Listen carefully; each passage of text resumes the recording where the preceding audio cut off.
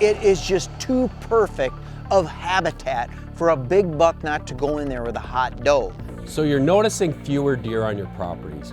What is causing it and how can you combat it? You know, there's all kinds of good agriculture around us, or has something even more dramatic taken place?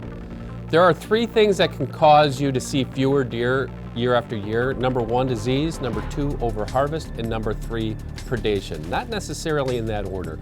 Again, I began thinking, what is going on here? Properties change all the time. They were finding dead deer and numbers were way down.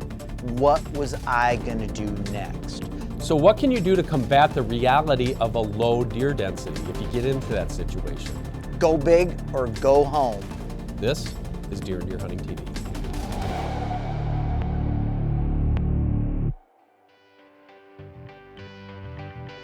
So there's three things that can cause lower deer sightings. Number one, disease. Number two, overharvest. And number three, predation. Not necessarily in that order, but let's take them one at a time. Overharvesting, a big problem in states where it has been kill the does, kill the does, kill the does for so many years that guys have really brought those populations down, and it affects numbers across the board for certain regions. And it also trickles down to mature buck numbers. If you keep pounding those doe harvests, let's face it, guys eventually are going to want to kill an antler deer, so some of those deer that would normally gotten to the older age classes don't get there, and you just don't have the sheer numbers.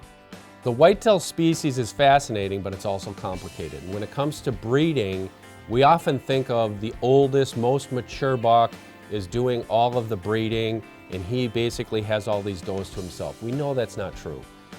Which bucks do most of the breeding? In most places, not all, but most places, it's going to be those younger, up-and-coming, mature bucks. Now, we talk about a buck being physically mature at 4.5. A lot of places, 2.5 and 3.5-year-old bucks are the prime specimens because over-harvesting has led to that.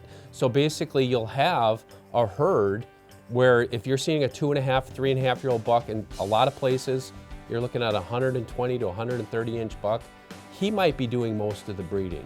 In a more finely tuned herd, the 3.5s and the 4.5s are probably doing the preponderance of the breeding because they are at the top of the food chain, so to speak, in that herd.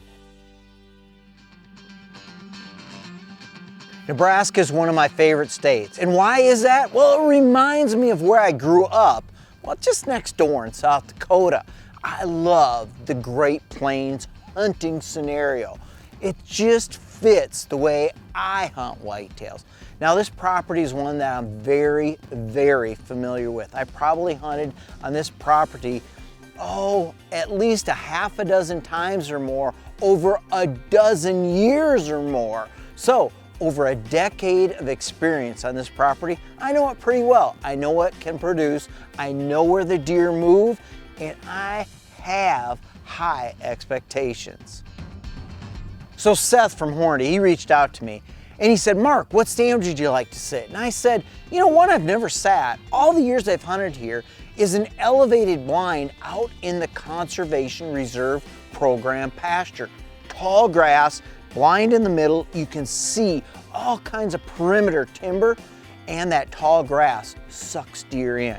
And we saw just that. Now, most of these deer are being pushed around by other hunters on the neighboring property.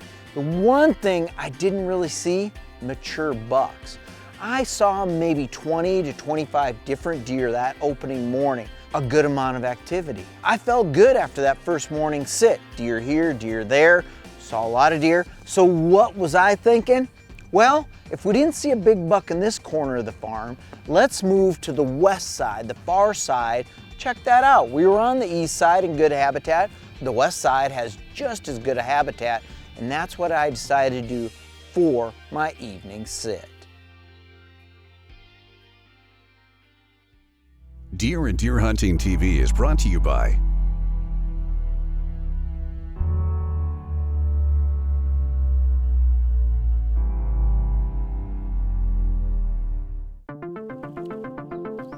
Now, that evening sit turned out to be a little bit slower than I expected. It's an ideal place for a big mature buck to hang out because there's a lot of security cover and he can get everything he needs. Nearby is picked corn, all the cover and refuge he needs right there, and there's water ponds throughout that area. Doesn't have to go very far, and he can cruise even during the middle of the day looking for does. So we got in there early, and early as you'd expect, here comes a buck, a young buck right behind our stand. Not a bad buck, but he was young. You gotta let those guys go, you gotta let them grow. That's whitetail management 101.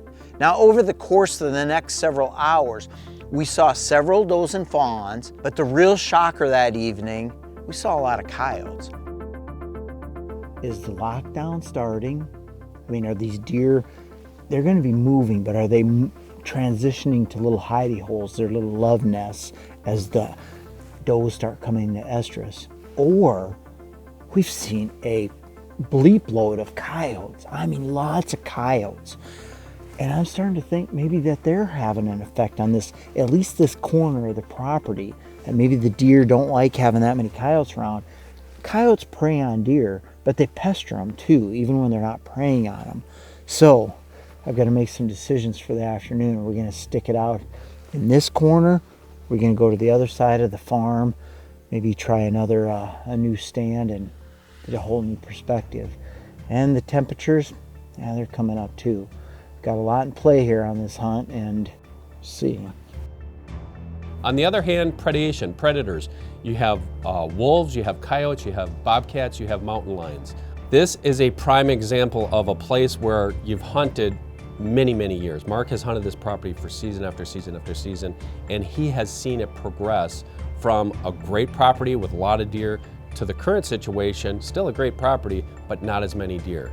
These can lower deer numbers, not significantly for states, but for certain regions they certainly can. And we see that in the north and the upper Midwest Great Lakes areas and the upper western areas with wolves. We see coyotes in the southeast, a big problem in the southeast. Definitely keep your foot on the pedal when you're trying to manage predators. Are you going to make a huge impact across your region? No, but you can make a difference on the property that you hunt. And what I always tell people, if you are not a trapper, enlist a trapper buddy or somebody in your area who is a trapper. They can be your best friend. If you really want to manage those populations, especially coyotes, trapping is the way to go. It's the most efficient. It's going to take out the most animals. The next morning, I was going to sit out in the edge of a field. And that field had actually had a conduit of deer movement when we had been up in the elevated blind in the Conservation Reserve Program. We could see way over there. There seemed to be deer through there, seemed to be a deer corridor, travel patterns, and that's where the bucks were going. But you always got to just draw yourself back a little bit and say, every deer I take off of here is one less deer that can mature. A nice buck come rutting out right across the field. He left the CRP. There was a spike in front of him, and this buck, well, he had a little bit of character to him. He had some extra points on one side, a nice row of points on his left side, but just so young. And it's like that deer has so much potential. I just could not get myself to pull the trigger. Because why? Well, at 3.5, 4.5, 5.5, that deer could be a true giant. If I shoot him now, he's never gonna make it. And I knew the property, it needed a little bit of boost. It was time to pass that buck and keep looking. Earlier that day, we had talked to the landowner, and he said some of his friends had actually found dead deer in and around water sources. And what does that equal? EHD, epizootic hemorrhagic disease.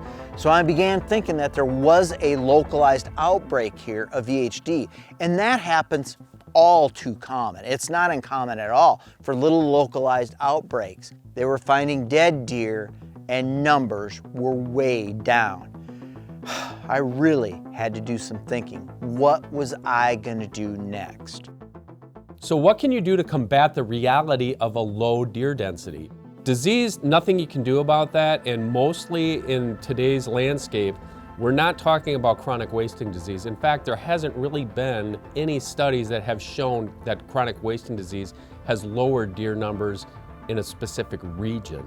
EHD, epizootic hemorrhagic disease, has, and that has really shown dramatic effects, especially on older bucks in places like Illinois and Iowa and Nebraska. If EHD is going to come through and affect your area, not a lot you can do about it. Other diseases, they're going to come and go. So you just basically got to keep that in mind, that you are going to have some losses to disease.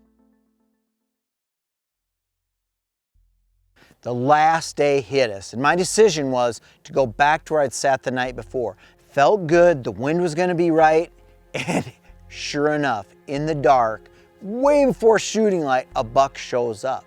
Now this buck was chasing a doe in the dark right in front of us. Got a pretty good look at him when he got close to me, just minutes before shooting light, and he was a broken up, probably a 2.5-year-old deer, and he was just shattered. Nothing left of his rack. In fact, I kind of thought he probably had that soft horn syndrome. Everything was broken.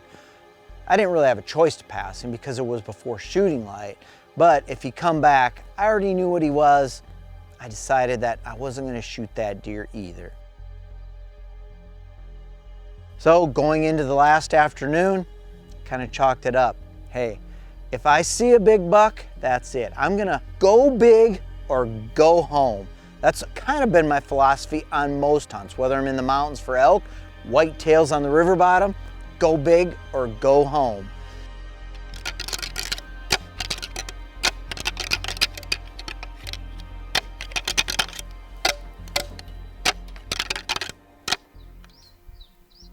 He's a young 4x4.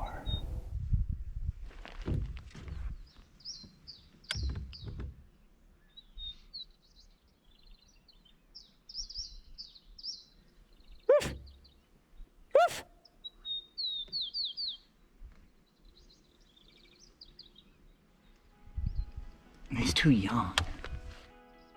He's just such a young deer. I was not seeing what I needed to see, not only for deer density, but mature deer and all the young deer I saw. I did not want to shoot them because I knew the area needed those deer if it was ever going to rebuild. That's when I decided that this hunt might about be over.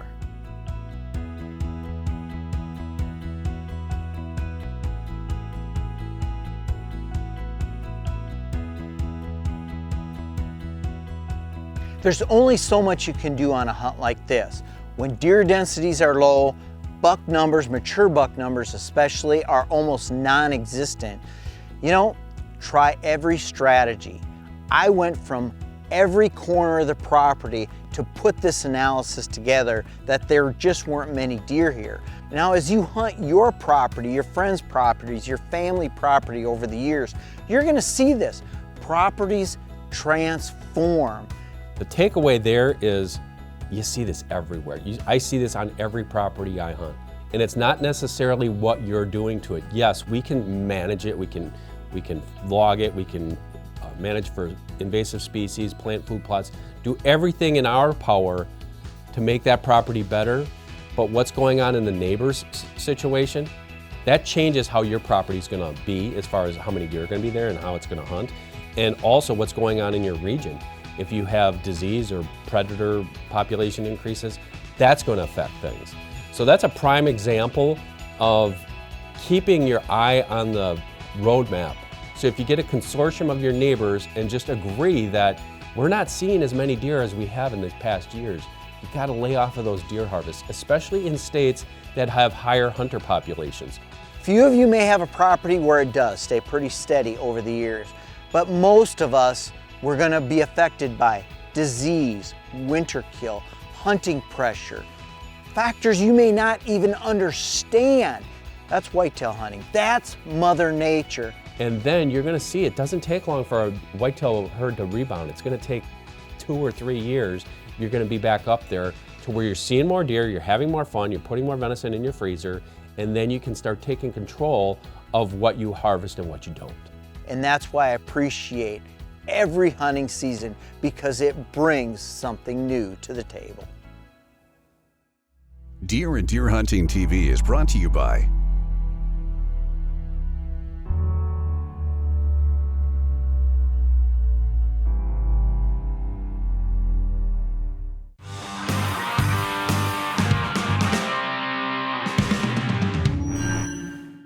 What I really love about early season bow hunting is a lot of times you get extra opportunities. Might have an extra doe tag. On this case, on this hunt, I have a turkey tag. So a question I get is, should I use the same broadheads for deer hunting and turkey hunting? Absolutely, if that's what you're comfortable with. For me, I switch mine because I do shoot severs and they come in different cutting diameters. Now with a crossbow, I'm gonna shoot the 1.75s. I have a little bit more confidence with that, with a little bit extra penetration, especially on those longer shots. With my Matthews, I'm gonna do the same with the 1.75 because I'm not shooting a lot of weight on these compounds anymore. I'm down to about 54 pounds. I want as much penetration, get those pass-throughs, so I'll shoot a 1.75. On a turkey, I'll go up to the 2. It's a 2.0, a 2-inch cut. The slap cut is bigger, and the reason why I do that on turkeys is if my shot is off a little bit, that entry wound is gonna be big and it's gonna put that turkey down fast. The reason why I do it with these sever broadheads is because they shoot exactly the same. I don't have to worry about switching out, and I don't have to worry about flight differences with the characteristics on the broadhead. So think about that, but whatever you're shooting, just make sure you're shooting them straight, make sure they're sharp, and you're gonna have a lot of success out in the field.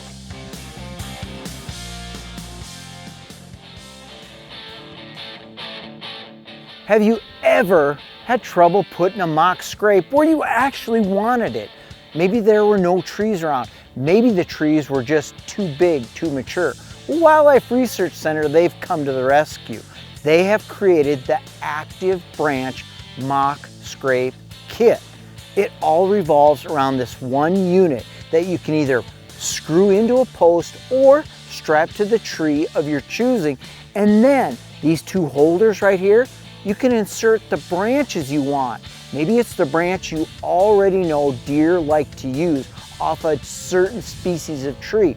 Hey, trim that branch off, put it into here, tighten it up with these screws, put another one on top, and you have your interactive branch, the lower, the one where the deer like to chew, maybe rub their preorbital, and then the sturdier branch above, that's where you hang your Magnum Scrape Dripper. This little baby right here, that means you can put a scrape right out in the middle of your food plot on a post you set yourself. Or you can put it on a big mature tree. Strap this in right in the shooting lane of your choice. Now this kit comes with the Magnum Dripper and a bottle of Golden Scrape. That Golden Scrape, it's one of the best scents to initiate scrape activity when whitetails are beginning that mock scrape journey. Well, it's actually their scrape journey. One bottle of scent in your Magnum Scrape Dripper can last weeks, and that saves you a lot of money, but keeps you in the whitetail game throughout the entire pre-rut and through the breeding season.